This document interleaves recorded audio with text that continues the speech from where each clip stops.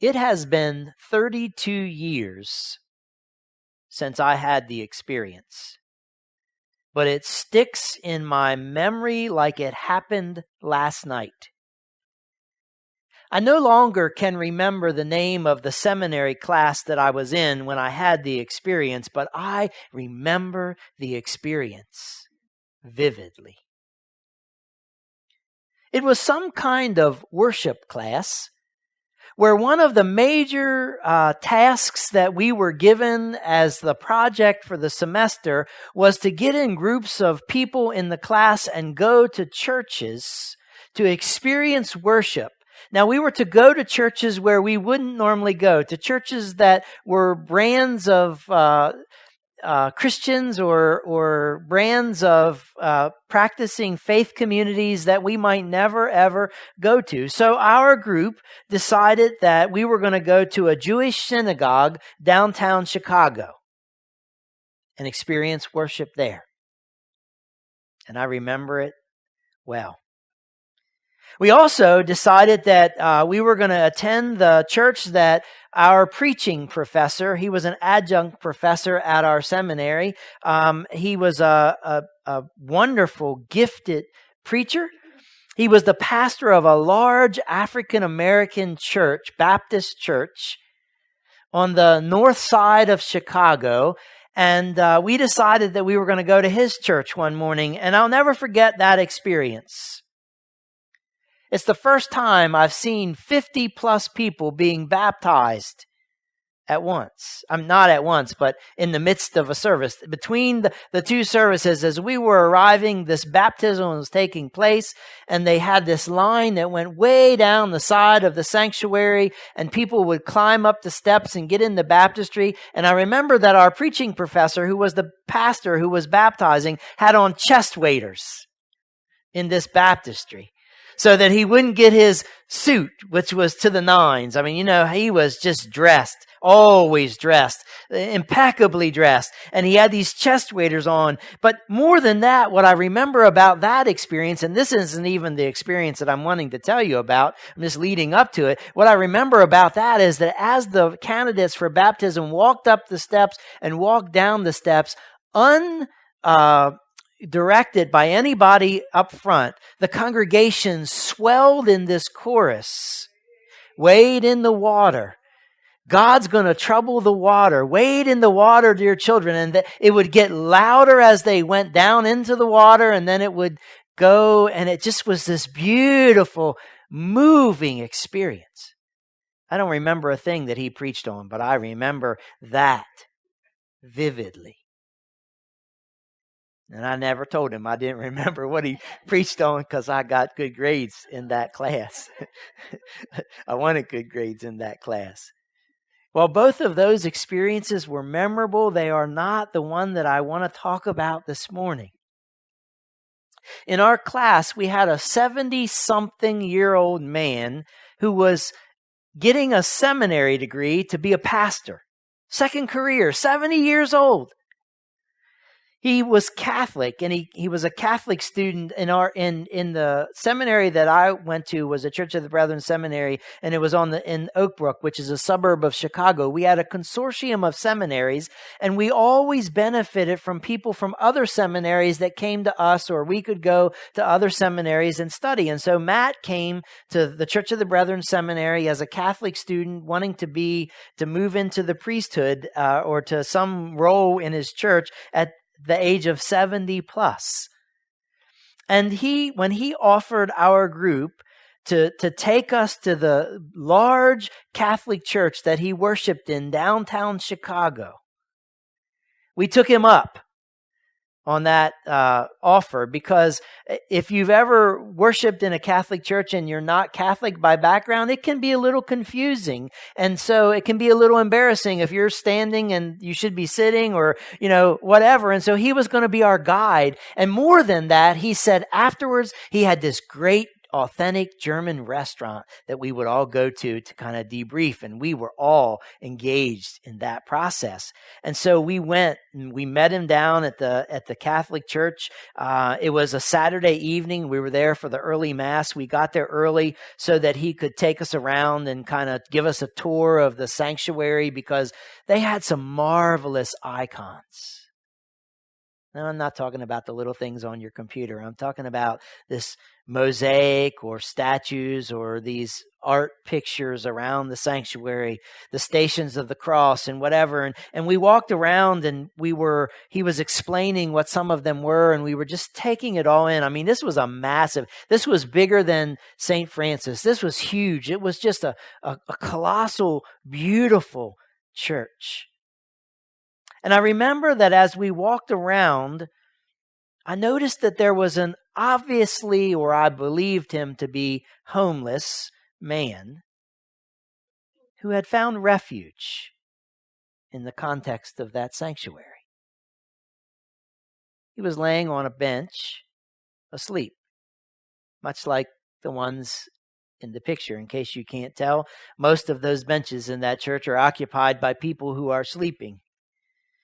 There weren't a lot of people that were doing that. There was just this one person. And as I watched him laying there sleeping, snoring, not bothering anybody before the service began, I was really touched by the fact that he had been able to find sanctuary in the context of that sanctuary. But just before the service began, two ushers, came up the aisle, walked into the row where he was sleeping, and not so nicely grabbed him by the arms and woke him up and escorted him out as he was hollering and yelling the whole way back the aisle. Made quite a scene. And it deeply disturbed me. And this could have happened in any church. It has no connection to a Catholic church, so I'm not beating up on the Catholics. It could have happened in any church. Could have been a Lutheran church, could have been a Baptist church, could have been a Church of the Brethren, But this is what happened. We happened to be in this church. And it would have been bad enough if that were where it stopped. But later in the service, and I'm confident that the priest didn't see any of this happen because it happened before the service began.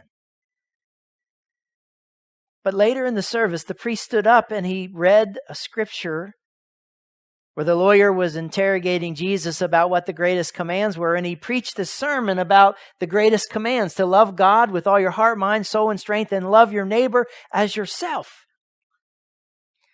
And if it had been staged to get our attention, it sure got mine. But it wasn't staged. It was real. And it probably happened all the time. There was no love of neighbor in throwing out that likely homeless man who had found refuge in the sanctuary. The act alone was horrible, but the sermon to be about loving neighbor was over the top for me. And probably why I remember it still, as if it happened last night. And it would have been over the top for James, too. Listen again to this passage that Pastor Sharon read a little earlier from James, the book of James. The Apostle James, chapter 2, verses 1 through 13. My dear brothers and sisters, how can you claim to have faith in our glorious Lord Jesus Christ if you favor some people over others? For example, suppose someone comes into your meeting dressed in fancy clothes and expensive jewelry, and another comes in who is poor and dressed in dirty clothes.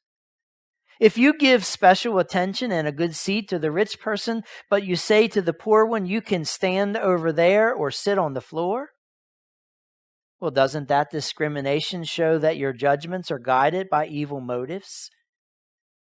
Listen to me, dear brothers and sisters. Hasn't God chosen the poor in this world to be rich in faith?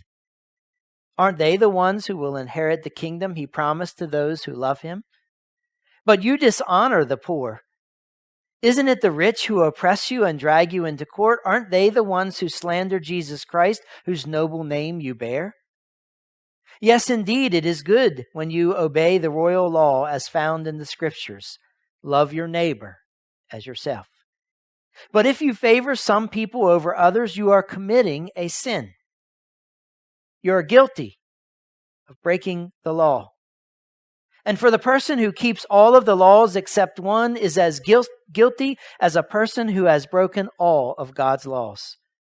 For the same God who said you must not commit adultery also said you must not murder. So if you murder someone but do not commit adultery, you have still broken the law.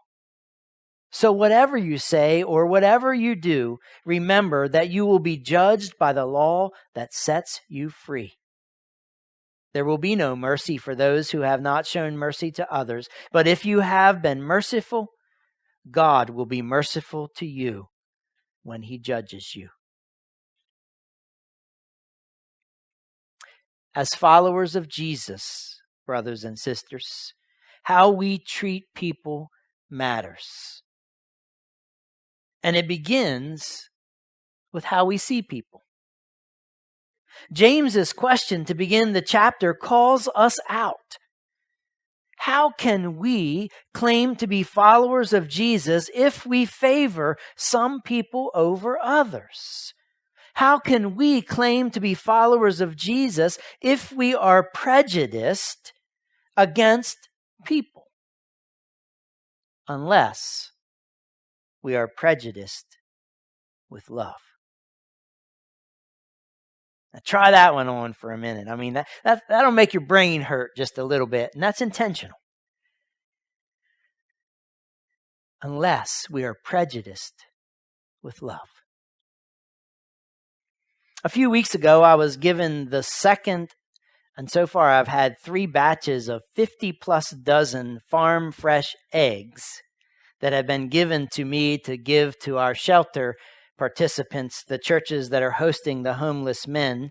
And it was the second batch of 50 plus dozen farm fresh eggs. We had a game night here. I dropped Pastor Sharon off to help set up. And then I went down the street to the church that was hosting the homeless men's shelter. It was a Saturday evening. It was the first night of the homeless men's shelter at that location. As I pulled up to the church that was hosting, there was a long line of homeless men standing outside the door. There was a whole bunch of people from the church sitting inside the door. You could see it all because it had a glass. It was all glass. There was no wood. It was just all glass. You could see everything that was happening. And as I saw the guys standing there just kind of with their heads down, I looked at my watch and it was 5:15. And I'm like, what? The door's open at 5. Why are they still standing out here in the cold? Why is nobody opening the doors and letting them in? There they are inside the glass. I can see. And I wasn't sure what I was going to do, but I knew I needed to come back here because I had to go get the pizza then once we determined how many people were here. And so I thought, well, I can't just sit here and wait for them to open the doors. So I got out and I got a box of eggs and I was going to walk up there and stand outside the door with my friends and wait for them to open the door. And as I started up there, several of the guests recognized me and started chatting with me. Hey, Pastor Martin, how you doing? Haven't seen you in a while. Good to see you. And then, while we were still engaged in that little bit of chatter, the doors opened wide and they said, come on in, Pastor Martin. But they didn't welcome the guests in. And so I was caught in a dilemma. What in the world am I going to do? Am I going to go in? I mean, they opened the doors and let me in, but I'm struggling. I'm not liking this picture. Because you see, I don't see myself as better or more important. In fact, if they were letting people in, I would have let everybody there go in before I walk through those doors because they're the ones that need to get in out of the cold. They're the ones who we're here to serve. And that, my friends, is the prejudice of love. That struggle that we have when we see something going on that shouldn't be going on the way it is. The prejudice of love that James is talking about here and pushing us to embrace as followers of Jesus is about loving all people regardless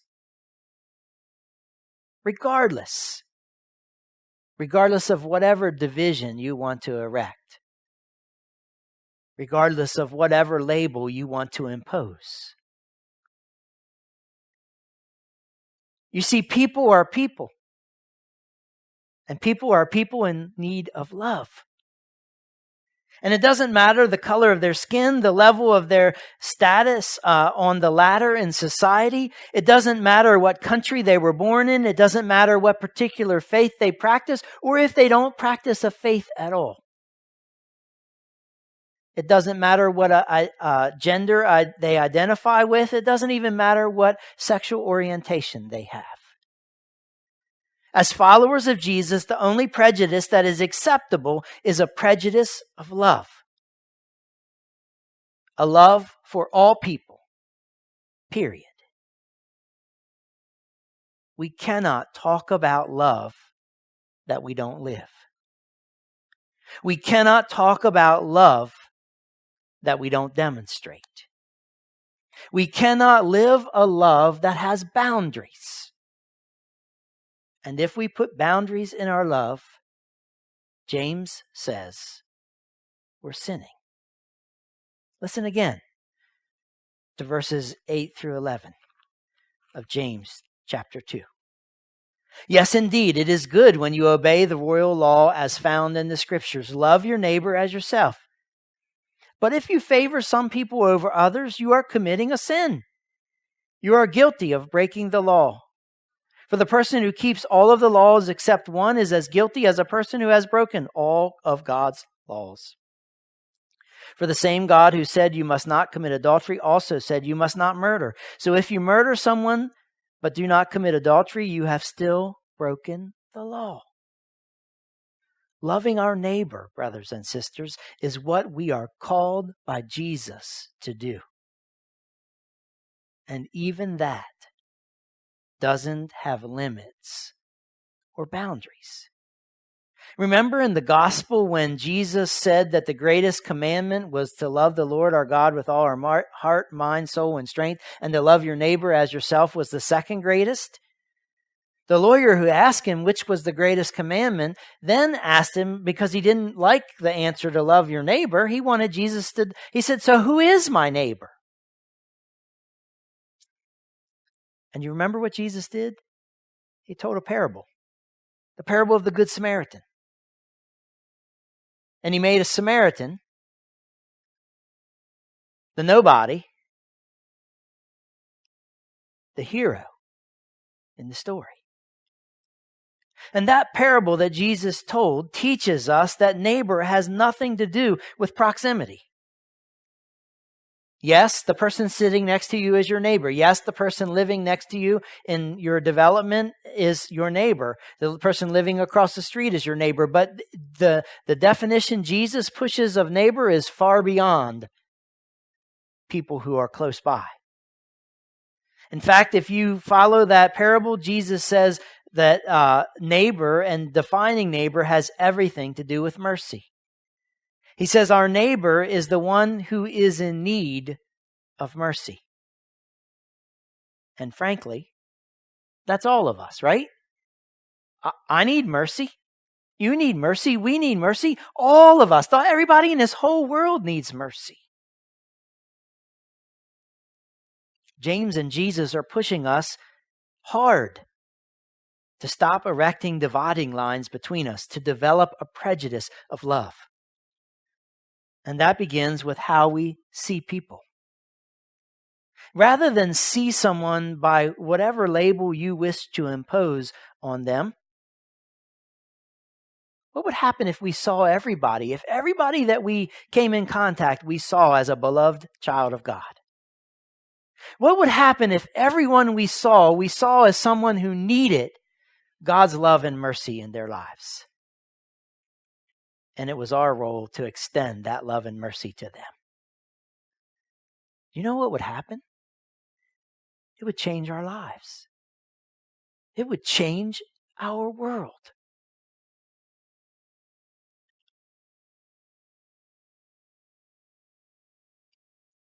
Instead, what we do in our culture, as soon as we see someone who's just a little bit different than us, we attach a label. And then because they're wearing that label, we hate them. We do it politically. We do it socially. We do it all over the place, all the time. We do it so much, I don't even think we're aware sometimes that we're doing it and the detriment it has.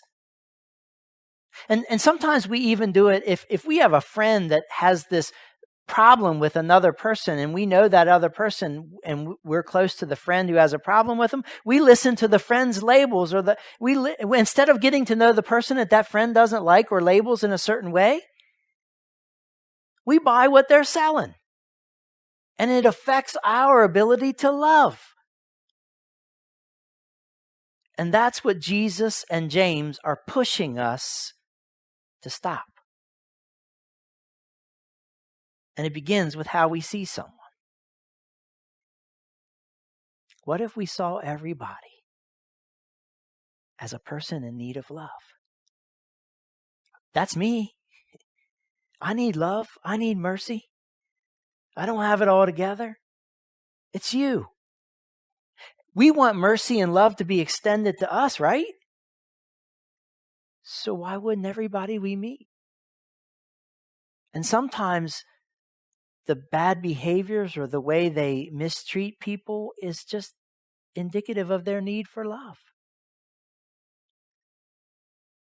Every Wednesday when I gather with teachers at Pinehurst, we pray for those disruptive behaviors, that the teachers wouldn't get hooked in the disruptive behavior, but they would look for the need that's pressing behind that behavior. And most often it's the need to be loved and valued, to be included, to be welcomed, to be lifted up, to find a place. You see, the fascination our culture has with labels has been so problematic, it's sinful. Because it keeps us from loving people. We need to learn again the ability to love people who see the world differently than we do. We need to learn to love people with whom we disagree. That's hard. But it's the calling. And we're better off for it if we can figure it out.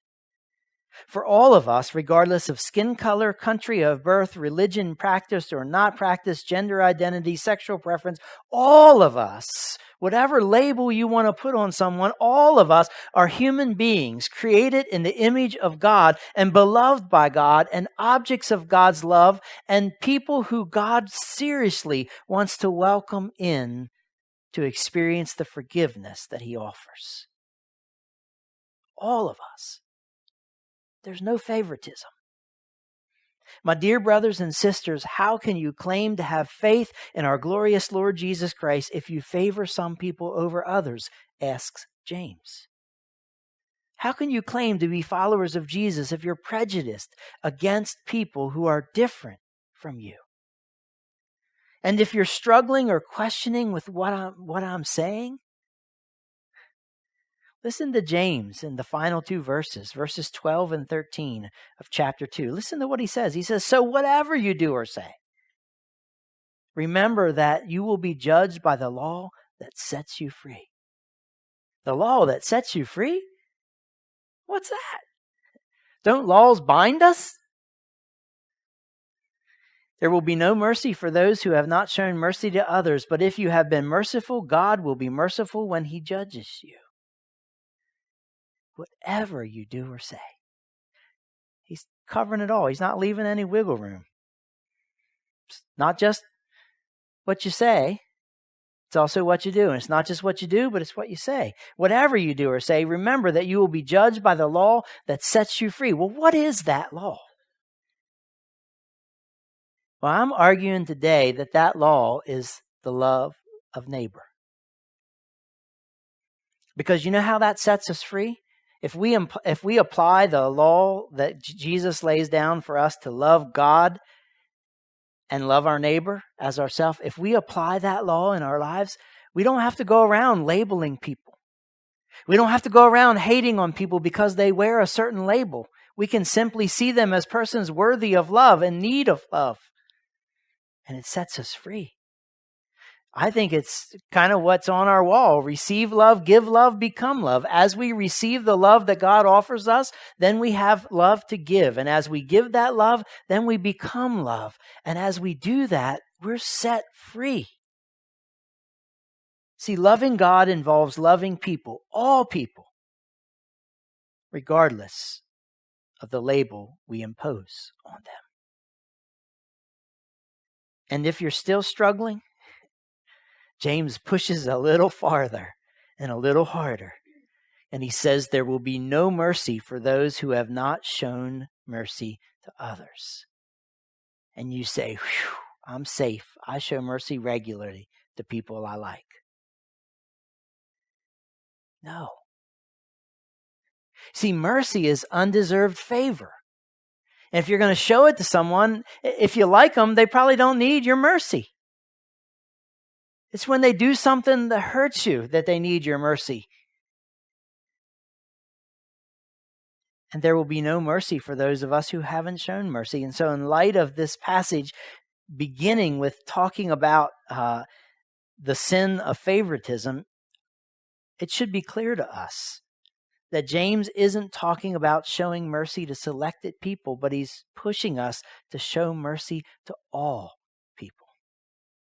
The law that sets you free then is the law of love for God that is shown as love for all people, regardless of label. It's time, brothers and sisters, for us as a church and for us as individuals, followers of Jesus, to become known as people prejudiced by love. As people whose words and actions demonstrate the tangible love of Jesus to everyone. Period. No qualifications, no distinctions, just pure love. Imagine how different our world would be. Imagine how different our lives would be. Imagine how different our community would be. And it starts with you and me and us. Are you in? It's a beautiful thing when we can allow the law that sets us free, the love of neighbor as ourself, to truly set us free. That's the call of Jesus. In so many ways, he boiled it down to love of God and love of neighbor. And then he said, and even love of enemy. I mean, he wanted to be clear. And so you say, oh, that's easy. It's easy to love. It's the hardest thing in the world. But it's the task that he's given us to do. And if we'll do it, the prayer that he taught us to pray, thy kingdom come, thy will be done on earth as it is in heaven, will be reality right here, right now. And that's his desire. Trust me. I believe that with all my heart. Are you in?